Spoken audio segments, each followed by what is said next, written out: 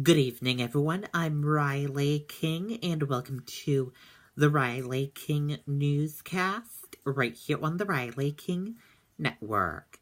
Let's begin. First up, 2 people pulled from burning building in Nashua. Let's take a listen to the video from WMUR News 9, Ray Brewer.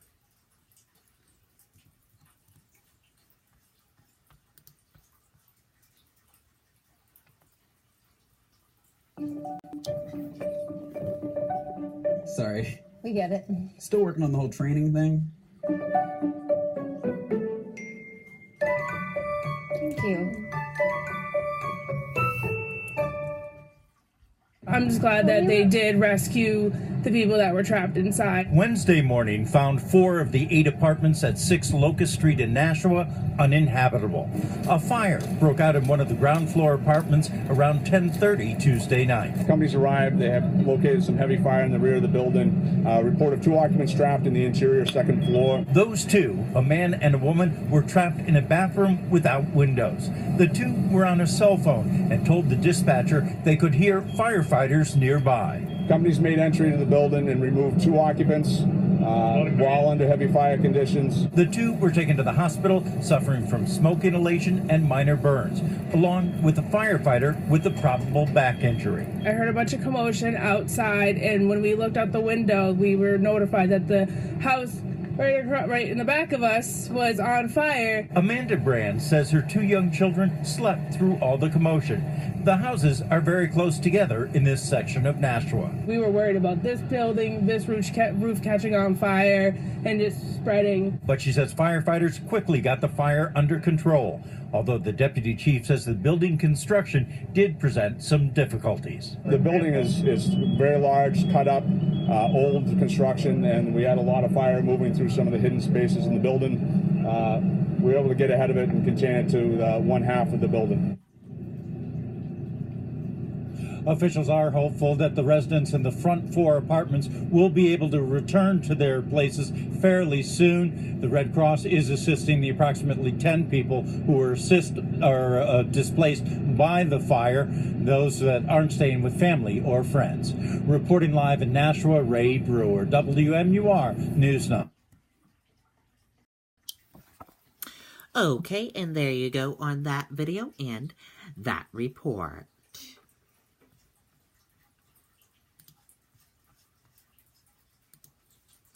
Friends pull 7th grader from pond after he fell through thin ice.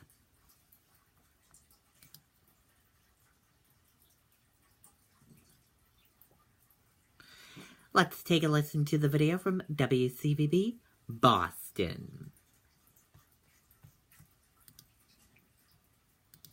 And it looks like, sorry about that, hold on everyone.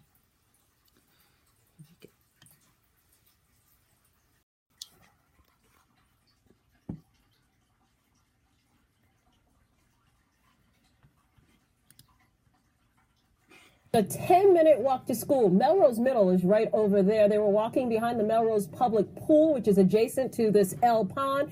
Right now, there's barely any ice left. A 13-year-old boy fell in at 7:40 a.m. Griffin Del Greco was in the water up to his chest and wearing his backpack. He walked on the ice along the shore of Pond near Tremont Street. Thinking it's a shortcut to school, he ventured toward the middle of the pond and the ice shattered. His 7th grade friends rushed over and pulled him out. I couldn't feel the bottom. I was kind of like trying to stay up, and I was just hanging on to the side, but I couldn't pull myself up because it was too slippery. And I didn't get hurt too bad, but it was really cold, and it was really scary. If my friends hadn't been there to help me, or if I went on home in his pajamas, just out of the hospital, he's speaking out. If you're not going to listen to your parents, he says, listen to him. Stay off the icy water. He made a mistake that could have cost him his life. We're live in Melrose. Rondella Richardson, WCVB News Center 5. Great. Okay, and there you go on that video and that report.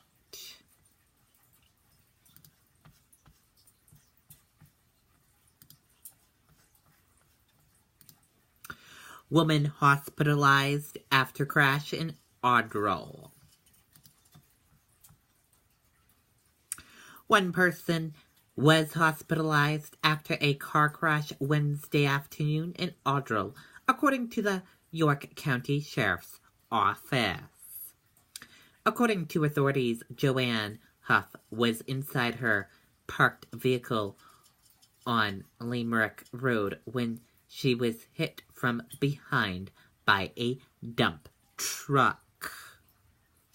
The driver of the dump truck, 71-year-old Amiel Bullo, told authorities that the sun's glare blocked his view and he did not see Huff's vehicle. Huff was taken to Southern Maine Medical Center to be treated for leg pain. Bullo was not injured.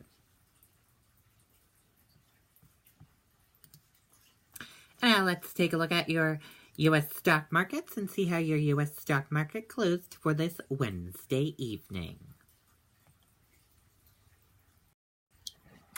And here's a look at the U.S. stock market right now. Your Dow Jones Industrial Average closed in the green and went up. Your Nasdaq closed in the red and went down. S&P 500 closed in the red and went down. CNBC IQ 100 closed in the red and went down. Gold closed in the green and went up. Oil closed in the green and went up. US 10-year closed in the green and went up. Euro/USD closed in the green and went up. And VIX closed in the green and went up.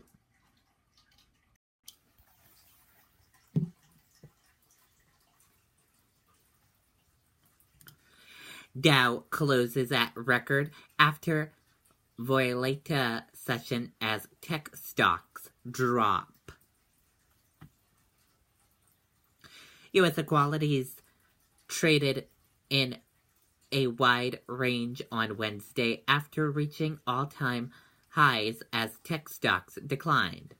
The market's value valuation also made some investors nervous.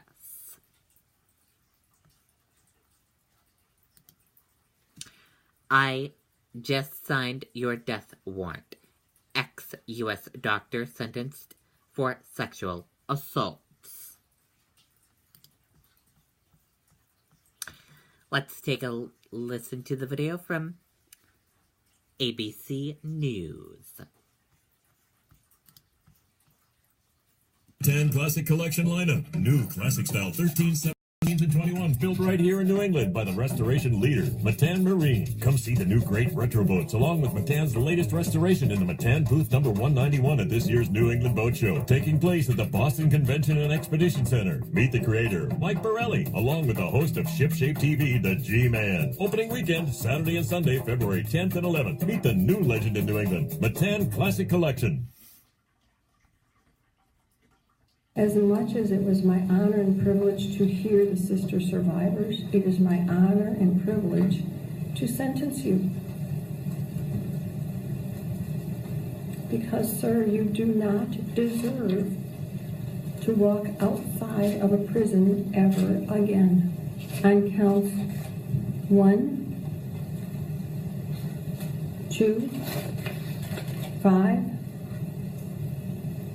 8, 10, and 18,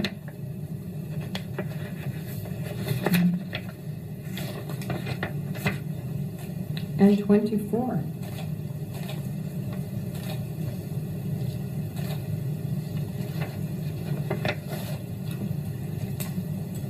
To sentence you to 40 years, and when I look at my cheat sheet, 40 years, just so you know and you can count it off your calendar, is 480 months. The tail end, because I need to send a message to the parole board in the event somehow God is gracious, and I know He is, and you survive the 60 years in federal court first, and then you start on my 40 years,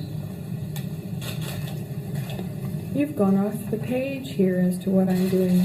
My page only goes to 100 years. Sir, I'm giving you 175 years which is 2,100 months.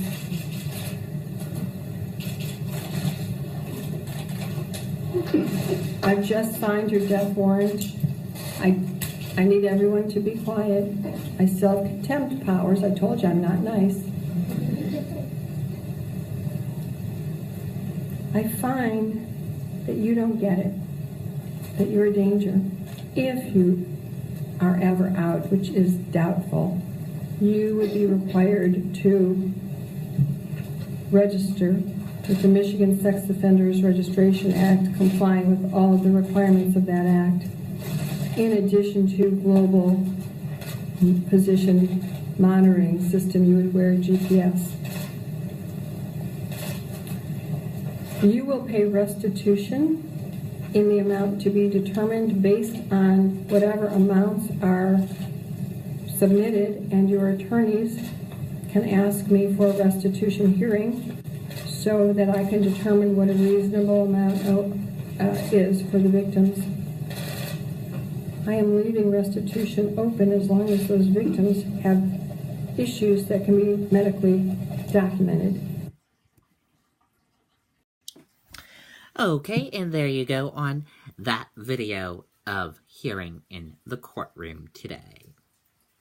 That did it for the Riley King Newscast right here on the Riley King Network. I hope you all have a great rest of your Wednesday evening, and I'll be back with another newscast tomorrow. Good night, everyone. Bye.